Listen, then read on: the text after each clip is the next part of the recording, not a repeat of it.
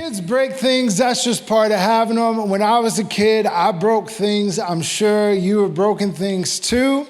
One day I was mowing the grass at my parents' house, which was one of my jobs around the place. And we had a riding mower, and my dad was very particular about this mower, and he wanted me to be aware of the presence of a stump in our yard.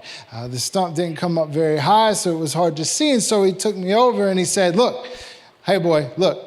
Here's a stump. Don't hit this stump." And I said, "Okay, I'm not going to hit the stump." And he said, every time, "Hey, remember, there's a stump out there. Don't hit that stump. If you hit that stump, it's not going to be good. It's going to mess up the mower. Don't hit the stump. Don't hit the stump." I said, "Okay, I'm not going to hit the stump.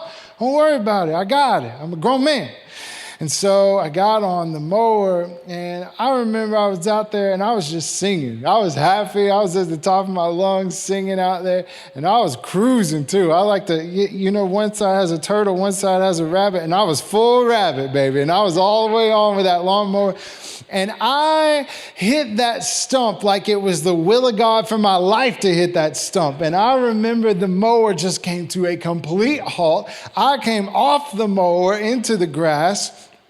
And I knew at that moment I had made a terrible mistake.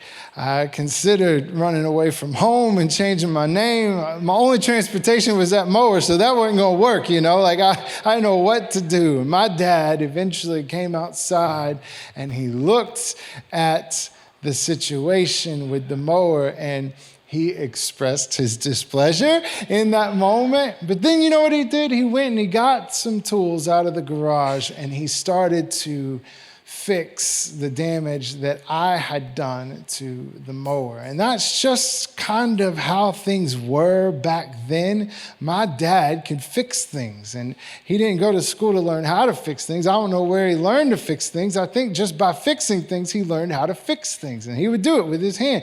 No matter what it was in my house that was broken, it could be a garbage disposal. Daddy would come home, he'd fix it. If somebody threw a rock while they were mowing through the window, I won't say who it was, Daddy could come home and he could fix it. And it just didn't matter. If something was broken in our house, he was going to fix it. These days, in my house, not so much. I told my dad, I think this skipped a generation because I don't know how to fix anything. Recently, the doorknob on the back door of our house broke. And when I say broke, that's all I know. It just didn't work anymore. Like, you turn it and nothing would happen. And Jessica said, "Hey, can you come look at this doorknob? It's not working right." And I said, "Sure." And so that's what I did. I went and looked at it. I was like, "Yeah, it don't work." And so instead of fixing, I don't know how to fix this thing, I went to my phone, I pulled it out, Amazon.com, and said, "I'll just buy a new doorknob, toss this one in the trash." My dad would never, right? He would pass out if he knew that I bought a new doorknob. He would have fixed it. Car manuals, when you used to buy a car back in the day, it would come with these big manuals that would tell you how to fix all these different things, how to check the fluids, how to do this and how to do that. And now you open up a car manual and it's just like, take it to somebody who knows what they're doing, don't lick the battery. That's where we are as a society. We have a throwaway society. Instead of fixing things, we toss them out, and we look for new ones to take their place. We do this with stuff. Things break, we get a new one. But we also do it with people. When relationships are broken, instead of putting in the work that it takes to fix it, a lot of times we just say, "You know what, I'm better off without them." And we set it aside, and we go to look for something else. But often God wants to restore the ones that we've got. God knows that things break. He knows that we break. Psalm 103 says, "For he knows our frame. He remembers that we are dust." He knows that we are humans, and he knows what we're made out of.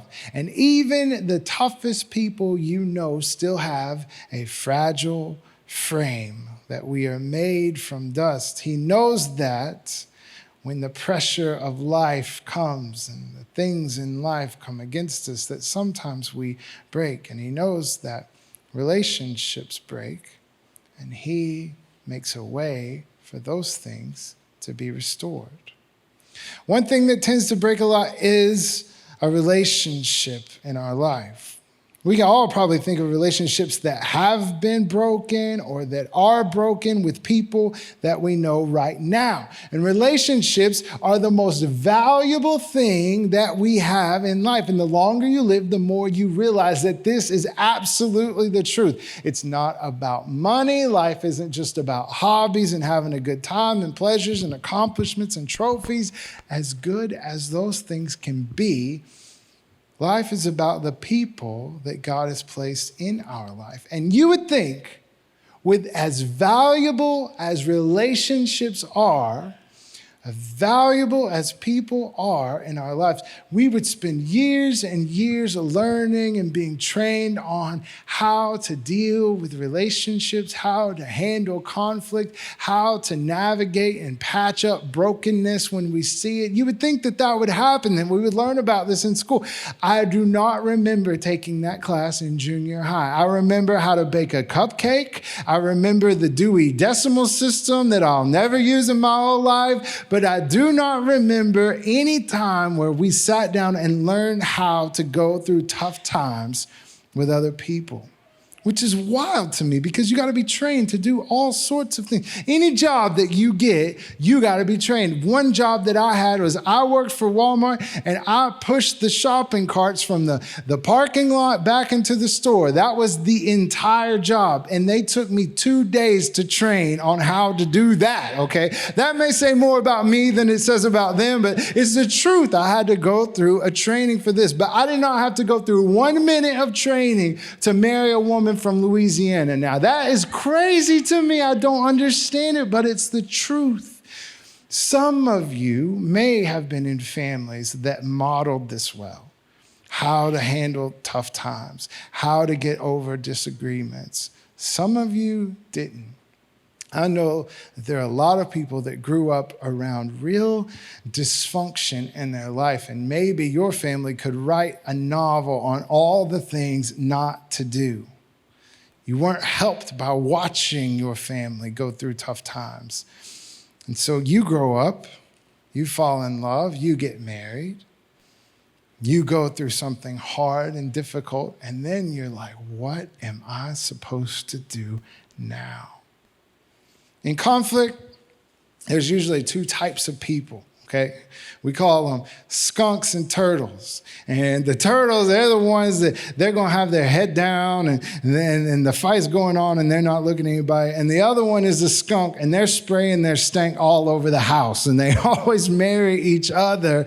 On your ride home, you need to find out which one of y'all is the skunk, all right? This is what tends to happen in life. People think, man, when I get into a fight, we're incompatible. I didn't know it, but now I know it. How can we ever make it? Listen, opposites attract. You've heard that. And when they're attracting, it's awesome. Everything looks like it's fitting together perfectly, right? We're so much alike. I like food and she likes food. This is so good. I breathe air and so does she. We're soulmates. And you really get into it. Opposites attract, but then you learn opposites attack, okay? And listen, it's just the truth. I'm not worried about you if you are married to an opposite, because lots and lots of people are, if you are growing in the Lord.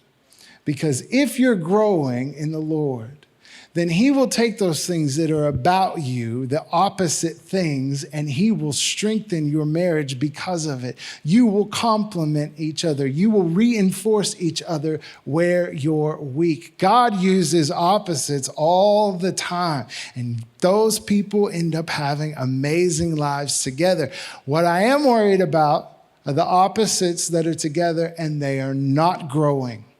And year after year, they stay the same.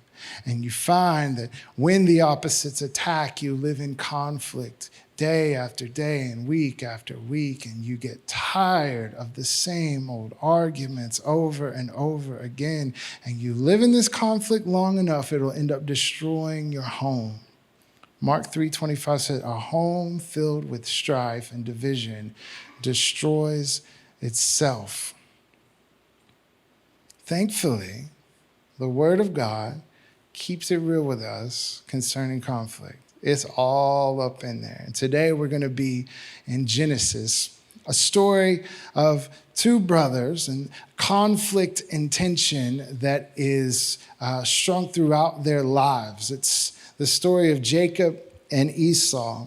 These two brothers are twins. They have conflict so severe that the mom actually sends Jacob away because she's afraid if I don't get these boys separated, then I'm going to lose both of them, because Esau wanted to kill Jacob, and then Esau would have been put to death for murdering Jacob. And so it is incredibly tense. It goes unresolved for over 20 years until God himself intervenes. With Jacob and Esau, they had conflict from the very beginning. We're going to look at their life.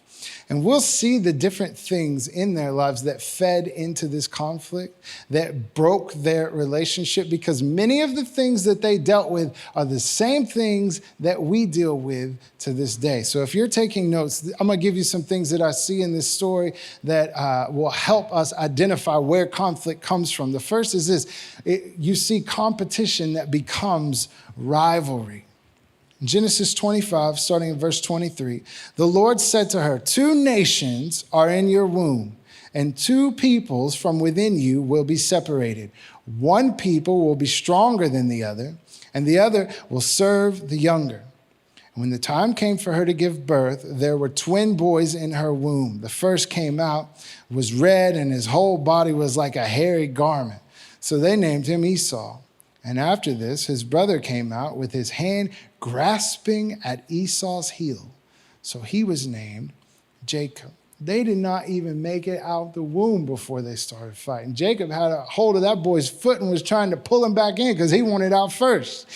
Competition can be good and it can be healthy. When you are on the same team with someone, then you can compete and make things better. And I can get better when I'm with you, and you can get better when you're with me. But a lot of times, and you see this happen very often, it's a competition that becomes a rivalry, an unhealthy rivalry. And instead of making us be a cut above, it cuts us deep. And you see this happen in different ways. In your workplace, in your family, people compete for the attention of their parents. They get into a thing where they have to win at all costs. But sometimes the cost is so high that it hurts someone else and breaks relationships. It happens in homes. It happens at work. It happens even in churches. A lot of churches get this way where they feel as though other churches are our competition, and there becomes a rivalry between churches.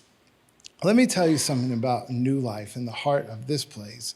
The churches that you pass on your way here, they are not our competition. We do not have a rivalry with these churches that are preaching the gospel in this town. They are our partners in proclaiming the word.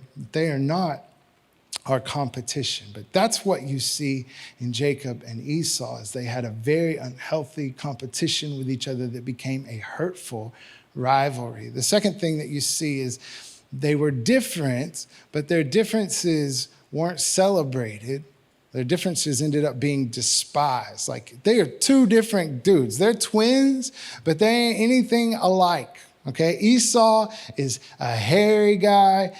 Jacob is a smooth-skinned guy. Esau is outdoorsy. Jacob is inside shopping on Etsy. Like, Esau's at Cavender's Boot City, and Jacob's at the Buckle. This is very different dudes, right? Esau becomes a daddy's boy, and Jacob becomes a mama's boy. And instead of them embracing this as a family, their differences, and with each other, they began to despise them, and their physical appearance was different, their personality was different. It became not a point of celebration, but a point of contention that led to really deep wounds. Listen, God made us individually. He made us unique. If I look at my kids, in my house, my kids are so different. Their personalities are different, the way they look different, the way that they handle and respond and react to situations, how social they are, how much they want to be around people, how much they don't. All of these things are different, okay? They're both my kids. God made them both. They sometimes collide, and those differences can combust, but in our home, we celebrate those differences. In our church, look, we don't all have to be alike. We don't all have to look the same way.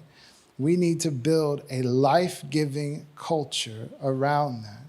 God has brought in all kinds of people for a purpose. He made us unique and designed us and created us. And if we celebrate the differences in this place, then they will complement each other, and the house of God will be stronger because he's bringing in different types of people. Sometimes he brings in people that they walk in this room and they see everything that's wrong with it. If the carpet is stained, if the chairs are not lined up, if there's a stain on the floor, if there's a hole in the wall, like, they find everything, and that's what they look at. And those people are really good at helping us be excellent around here in the way that we just serve.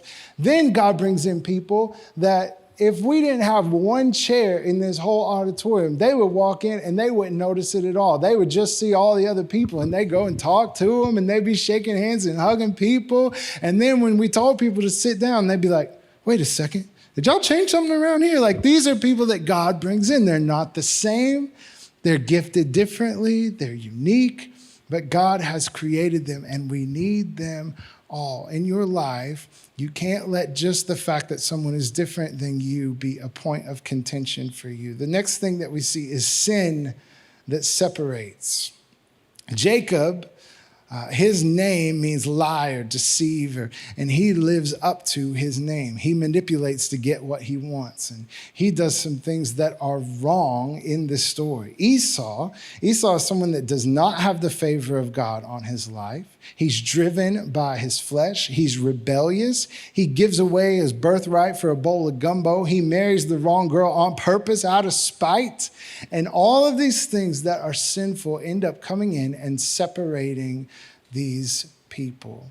Sin always separates and drives a wedge. Almost all of us know someone who maybe did walk with the Lord at some point, that was a friend of yours or in relationship with you, even maybe a family member, and they have walked away from God and they choose to live a lifestyle that is rebellious to God. And when you are with them, you can feel the tension. And it's like, I can cut this tension with a knife. And they feel it too, because sin will always come in to drive a wedge in our relationship. And we see that here. And the last thing that I see in this passage is the good old money problems. Everybody has been around somebody that there's tension because of finances.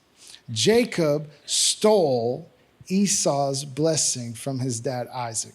Let me tell you how this played out. Isaac is at the end of his life. His eyesight is really bad. He can't see very well at all. And so Jacob knows this, and Isaac wants to give the blessing to his son Esau, to give him his inheritance and say, you are blessed.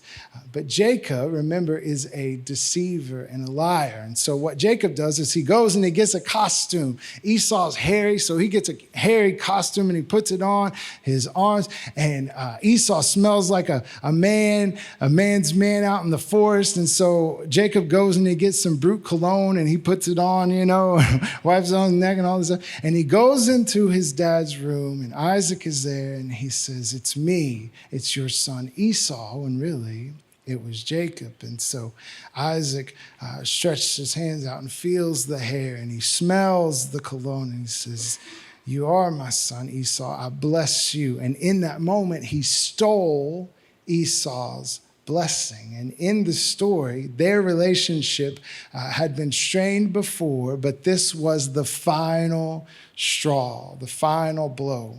It all had to do with this inheritance. You know how many times I've seen this play out at funerals in families that were strong families, but then someone passes away and they get together to divide up the inheritance. And when people start dividing it up, the knives come out and you can just sit off to the side with popcorn and watch it unfold. It gets nasty. And really, honestly, it's very sad because this thing where people say, this is mine and I want this and you can't have this ends up driving a wedge in families. Sometimes this wedge is never healed. It's never restored, all because of these selfish desires that happen around inheritance. I've seen it in my friends. I've seen it in my own family. So what happens? Jacob steals the blessing. It's his now. Esau finds out. And a few weeks ago, we talked about bitterness. Oh, boy, Esau got bitter. He got real bitter, and then he wanted to get even. And listen to this in Genesis 27, verse 41. It says, Esau held a grudge against Jacob because of the blessing his father had given him. He said to himself, listen to this. This is some real bitter stuff here. The days of mourning for my father are near. Then I will kill my brother Jacob. And this wasn't just like I'm going to kill him. This is like, I'm going to kill him. He's going to die. This relationship was broken, messed up. And these things happen then the same way that they happen now. James 4 says, what causes fights and quarrels among you? Don't they come from your desires that battle within you? You desire, but do not have, so you kill. You covet, but you cannot get what you want, so you quarrel and fight.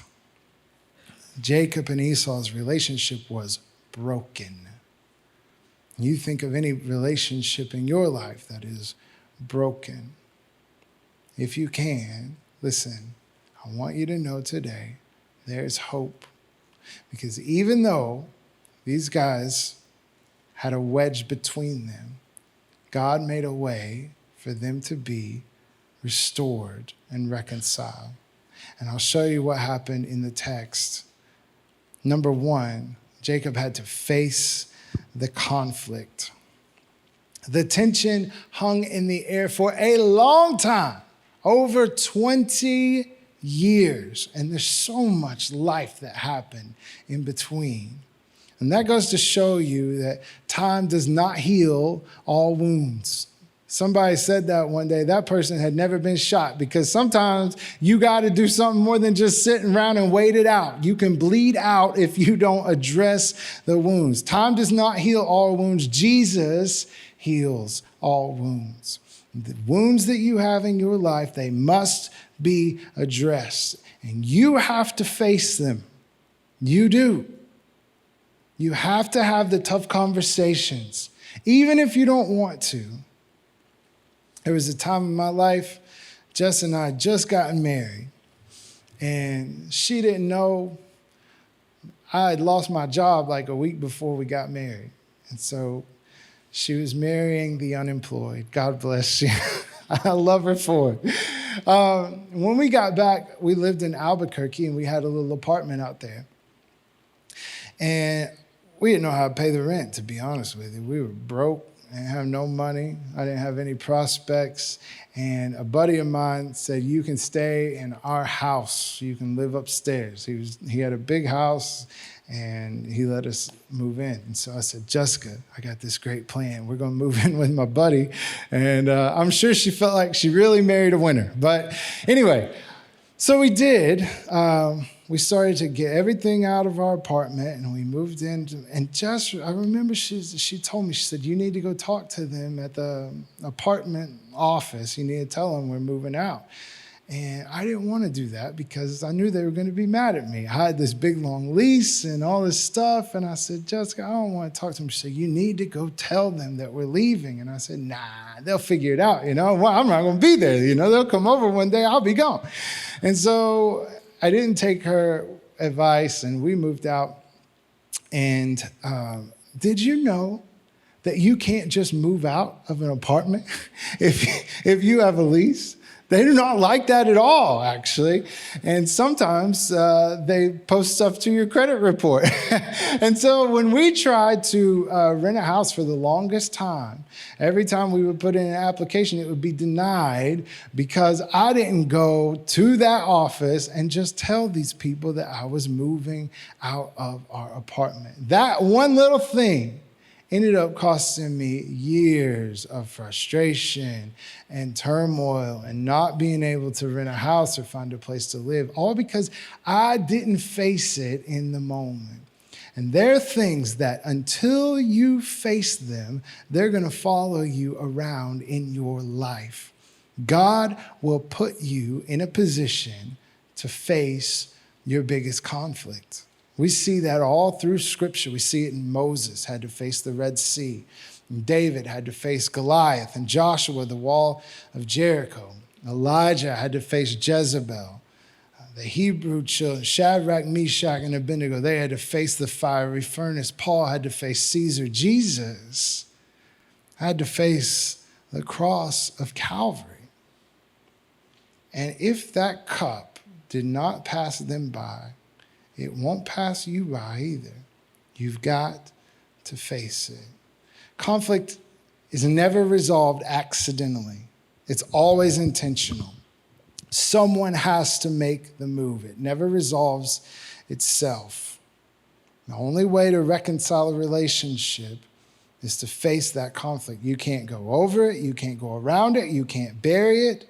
You've got to look it in the face. And some of you have people in mind right now like, yes, I know I have a relationship that I need to face what's going on. I don't need to avoid it any longer. And if that's you, this is what you can write down in your notes. I've got to talk to blank. And then you fill in the blank with that person. We have to face our conflict.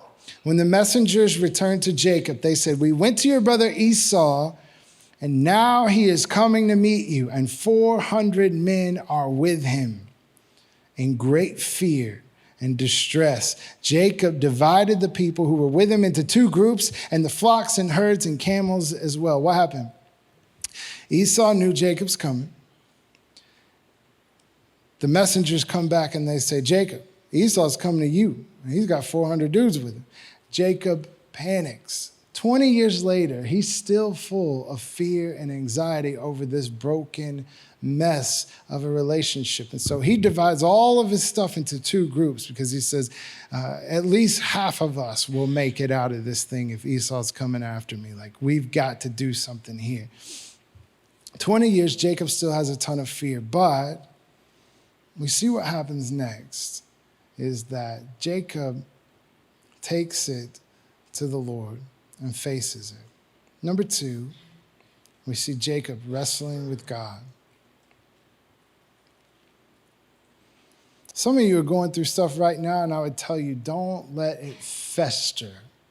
But instead, start with taking this stuff that you're dealing with to the Lord.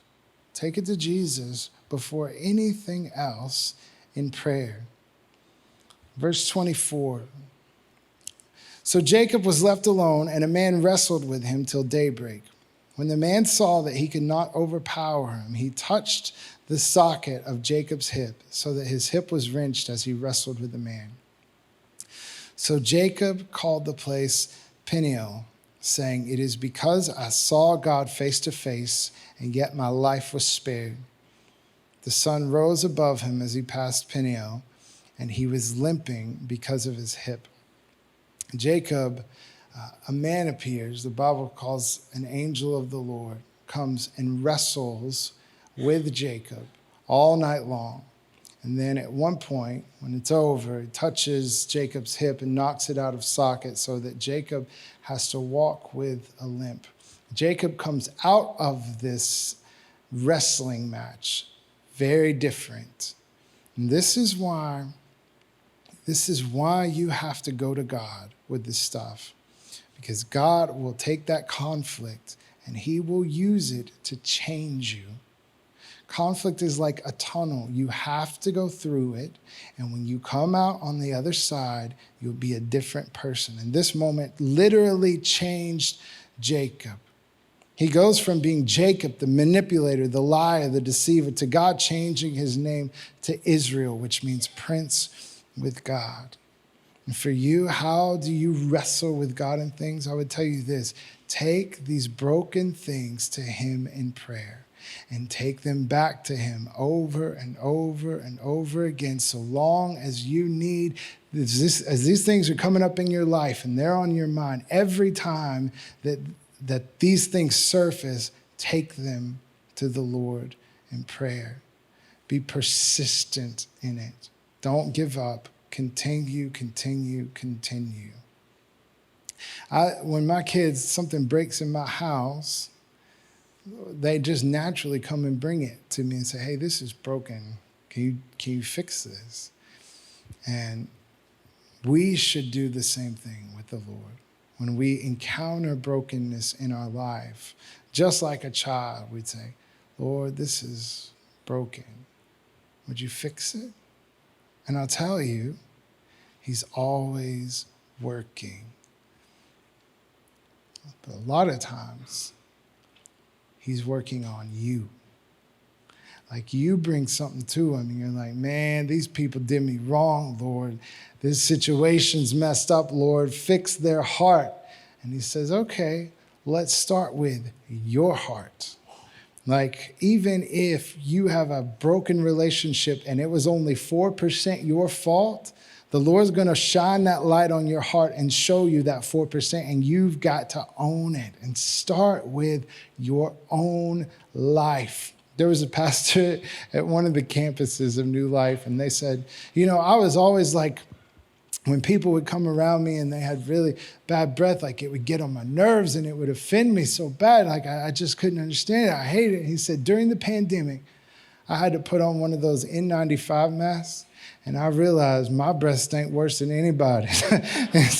So going forward, you know what I decided? I'm just going to work on my own self. I'm going to fill my pocket up with mints, right?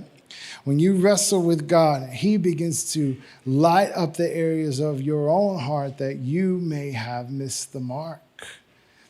And so I would say, if you're in conflict, talk to God. Let God shine a light on you. Ask him to help you.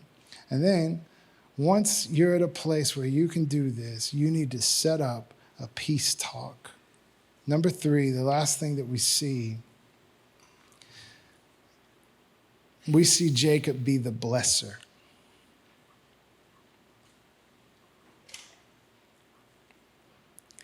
Jacob sends all this stuff to Esau to try to find favor with him before they meet up.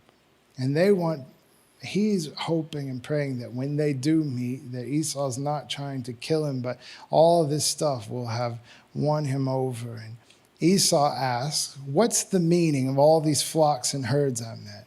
And Jacob said this, to find favor in your eyes, my Lord. But Esau said, I already have plenty, my brother. Keep what you have for yourself.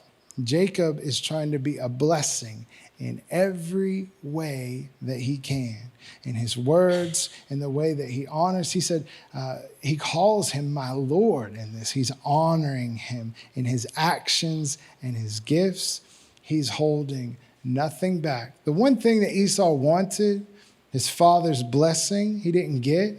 But then Jacob, when they meet, he blesses him all the more. He gives him the thing that he's always wanted, is that blessing, right? When you have someone in your life that you have conflict or a broken relationship with, I will tell you this, it may not be easy, but it is worth it to sow seeds of blessing and peace into their life. James 3:18 says, those who are peacemakers will plant seeds of peace, and they will reap a harvest of goodness. Who in my life is it that I need to be planting seeds with? How do I be a blessing to someone?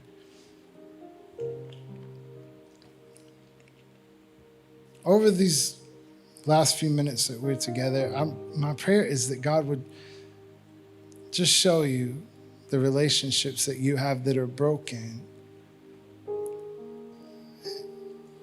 and what you can do to take a step towards reconciliation. Like, that's my prayer. Like, what broken relationship in your life does God want to restore? Write their name down. Begin to pray for them. Let's get to work. I will say this. There is a relationship in your life that was broken, but then God did all the work to fix it. And that's your relationship with him. 2 Corinthians 5:18 says, all this is from God, who reconciled us to himself through Christ and gave us the ministry of reconciliation.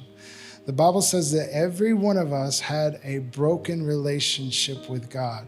We've messed up because of sin in our life, because of the things that we've done, the decisions that we've made, how we were really an enemy to God. We lived in rebellion against his word. Even though we didn't do anything to deserve it, he still took all the steps to restore this relationship, to reconcile us to himself so that we could know him. Jesus came. He went to the cross of Calvary. He died. He rose again, all so that we could be in relationship with God. And maybe this morning you know of someone that you have a broken relationship with, and God's been like, you need to do this, you need to do this, you need to do this. But some of you, maybe your relationship with the Lord is broken. You've walked away. You're not in right standing. And the Holy Spirit is like, hey, it's time to get right. And God stands ready to forgive and to give you his grace and to give you his forgiveness and his mercy. And he's calling out.